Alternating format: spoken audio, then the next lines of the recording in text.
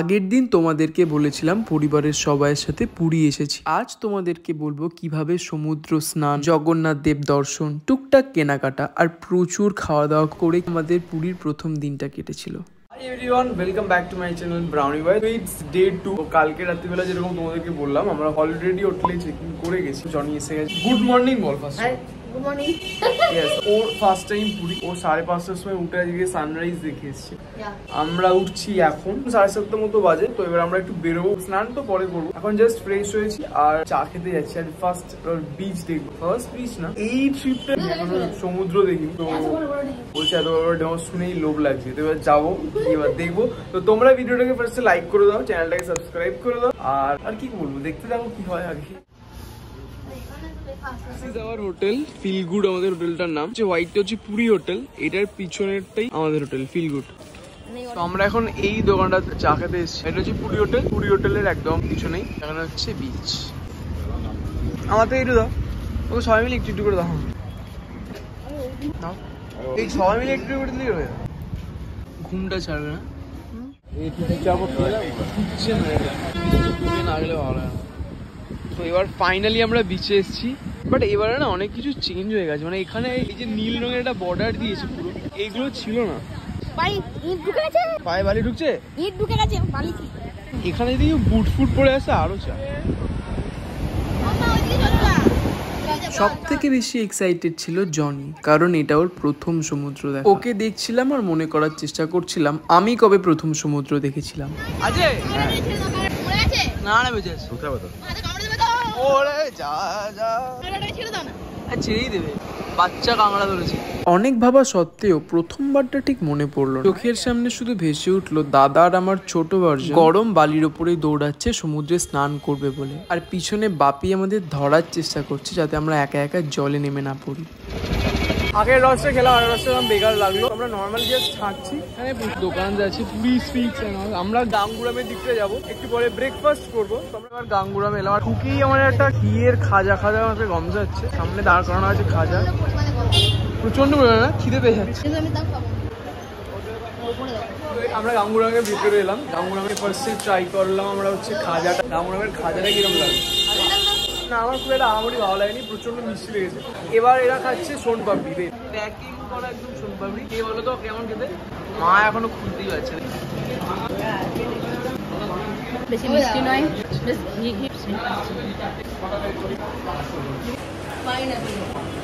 Pineapple flavour দেওয়া আছে। আমার অ্যাজ ইউজুয়াল ভালো লাগেনি। এটা টিপিক্যাল সোন পাপড়ির মতো না। এটা ভারত সেবাশ্রম। ভারত সেবাশ্রমের অপোজিটে আমরা দাঁড়িয়ে আছি। এটা আমি আগের বছর কিনেছিলাম চান করার জন্য। এবারে জনিও কিনবে। কিনবি তো?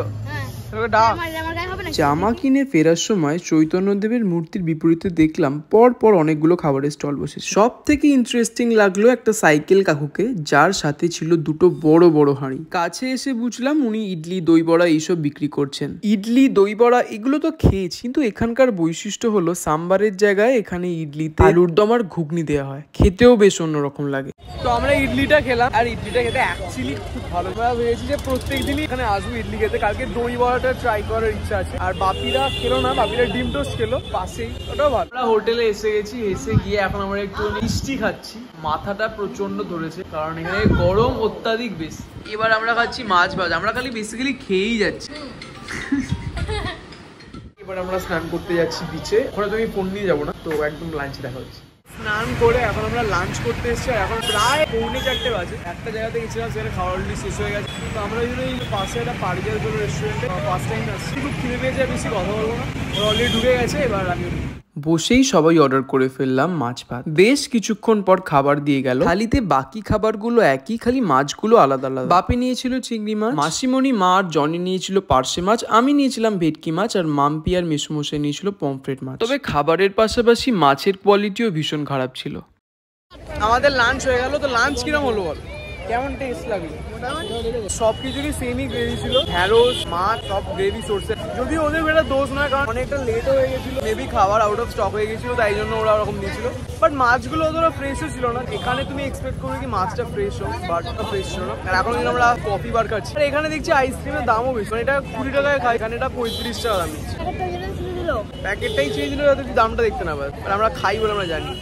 তো এখন প্রায় 5:30 মতো বাজে আর আমরা হাঁটছি। আমরা কোথায় যাচ্ছি জানি? আমরা যাচ্ছি মন্দিরে। আমরা যাচ্ছি পুরীর মন্দিরে। পুরীর মন্দিরে এই সময় পতাকাটা চেঞ্জ করা হয়, তো ওটা দেখতেই যাচ্ছি। না এখন আর সানগ্লাস পরতে হয় না, জনি ভাবে সানগ্লাস পরবে কি পরবে না, সান আর নেই তো আর পরেও লাভ নেই। আমিও খুলে দিয়েছি, তুইও খুলে দিয়েছি। সবাই মিলে হাঁটতে হাঁটতে পৌঁছে গেলাম মন্দিরে, আর গিয়ে দেখি মন্দিরের পুরো ভোলই পাল্টে গেছে। প্রথমে তো বুঝতেই পারছিলাম না ঢুকবো কোনটা দিয়ে। আসলে মন্দিরের গা ঘেঁষে যে দোকানগুলো ছিল সেগুলো সবই ভেঙে দিয়ে মন্দির চত্বরটা বাড়িয়ে নেওয়া হয়েছে। এখন জায়গাটা ব্যবহার করা হচ্ছে দর্শনার্থীদের সুবিধার্থে। তাদের জন্য বসার জায়গা, টয়লেট, হাত ধোবার জায়গা, ড্রিঙ্কিং ওয়াটার সব রকমই ব্যবস্থা আছে। আর জায়গাটা সাজানো হয়েছে সুন্দর সব বাহারি গাছ দিয়ে। সব থেকে ভালো বিষয়, পুজোর পর অযথা মানুষের ঠেলাঠেলি কিংবা অটোরিকশার গুঁতো থেকে ফাইনালি রেহাই পাওয়া গেল। আমাদের যাওয়ার আগেই পতাকা উত্তোলন হয়ে গেছিল, আর মায়ের চোখে পড়লো একটা লাইন। কিছুক্ষণ দেখার পরে বুঝতে পারলাম ওটা প্রভুর প্রসাদের লাইন। ব্যাস, আমি আর জনি লাইনে দাঁড়িয়ে পড়লাম। আর হ্যাঁ, এটা কিন্তু বাসি কিংবা পুরনো প্রসাদ না, সদ্য পুজো হওয়া প্রভুর টাটকা গরম প্রসাদ। প্রথমে খেলাম কানিকা। রথের দিন মাও এটা বাড়িতে বানায়, তবে এখানে দালচিনির পরিমাণটা আরো বেশি ব্যবহার করা হয়েছে, ফলে অল্প মিষ্টি মিষ্টি। তারপর ছিল প্রভুর খিচুড়ি ভোগ, যেটার স্বাদও কিছু অংশে কম। প্রসাদ খেয়ে নিজেদেরকে খুব ভাগ্যবান মনে হচ্ছিল, কারণ প্রভুর প্রসাদ খাওয়ার মতো ভাগ্য সবার হয় না। প্রসাদ খাওয়ার পর জনির রিয়াকশন অনেকটা এরকম ছিল। একটা বিষয়, ওরা ফার্স্টেই বললো কি জুতো খুলে খেতে, কারণ আমরা জুতো নিয়ে প্রসাদটা নিচ্ছিলাম, তো ওটা ওরা অ্যালাউই করলো না। ফার্স্টেই বললো কি জুতো খোলো তারপরে খাও, তো ওটা একটা আমাদের সাইড থেকে ভুল হয়ে গেছিল। বাট প্রসাদ অসাধারণ, পুরো ঘিয়ের ভর্তি। প্রসাদ খেয়ে হাতটা ধোয়ার পরে দেখলাম কি সন্ধে হয়ে গেছে, আর মন্দিরের সব আলো জ্বেলে দেওয়া হয়েছে। অত আলোর মধ্যে জায়গাটার শোভা যেন আরো বেড়ে গেছিল। এরই মধ্যে দেখলাম নতুন একটা দুর্গা মন্দির হয়েছে। ভাবছিলাম মায়ের আশীর্বাদ নিতে যাব, কিন্তু ইতিমধ্যে জানতে পারলাম প্রভুর সন্ধ্যা আরতি শুরু হয়ে গেছে। মন্দিরের ভিতরে থাকা প্রভুর মূর্তি এটা না, তবে তাতে কি যায় আসে। প্রভুর সন্ধ্যা আরতি যে তার ভক্তরা মন্দিরের বাইরে থেকেই পরিষ্কার দেখতে পাচ্ছে, এটাই অনেক। আমরা অনেক ঘুরে ঘুরে ফাইনালি পিছন দিকে একটা জায়গা পেলাম যেখানে জুতো ফোন টোন রাখা যাবে। এইখানে এটা খুঁজতে খুঁজতে আমাদের আধেক টাইম চলে গেল। কখন গিয়ে বিচে বসবো, কখন কি করবো। তো জুতো রাখার কাউন্টারটা এখানে, আর জায়গাটা জাস্ট দেখো কিরকম ভাস্ট, আর ফুললি একদম এসি চলছে আর ঠান্ডাও লাগে। জুতো রাখার জায়গাটাও নতুন। মন্দির দর্শনের আগে এখানে তোমরা বিনামূল্যে নিজেদের ফোন, ওয়ালেট, ব্যাগ সবকিছু রাখতে পারো। দর্শনের পর মন্দিরের অপোজিটে একটা দোকানে আমরা ঢুকেছি। এখানে জগন্নাথ দেবের সবকিছুই পাওয়া যাচ্ছে। তাই রথ উপলক্ষে বাপি আর মা আমাদের বাড়ির জগন্নাথ দেবের জন্য খুঁজে খুঁজে কয়েকটা জিনিস কিনেছিল। এটা নিচ্ছিল আমরা। মন্দির দর্শন করা হয়ে গেল। আজকে আমরা পুজো দিইনি, আজকে সির্ফ দর্শন করেছি। তারপরে এবার বেরিয়ে এখান থেকে জগন্নাথের ড্রেস কিনলাম, তোমাদেরকে দেখালাম। 8টা বাজে, অনেক ঘুরলাম আর ভেতরেও ভোগ খেলাম। আবার এবার বাড়ি যাবো। মন্দির থেকে ফিরলাম, তবে একটু বিচে বসেছিলাম, টায়ার্ড লাগছিল। তারপরে হোটেলে এসে ডিনার করে নিয়েছি, আর এখন শোবো। So that's it for this video. I hope ভিডিওটা তোমাদের ভালো লাগলো। Please hit the like button, subscribe করো চ্যানেলটাকে, কমেন্ট করে প্লিজ জানাও, খুব ইম্পর্টেন্ট তোমাদের ফিডব্যাক। তো প্লিজ জানাও যে তোমরা কিরকম টাইপের ভিডিও দেখতে চাও। কালকে দেখা হচ্ছে, বাই বাই।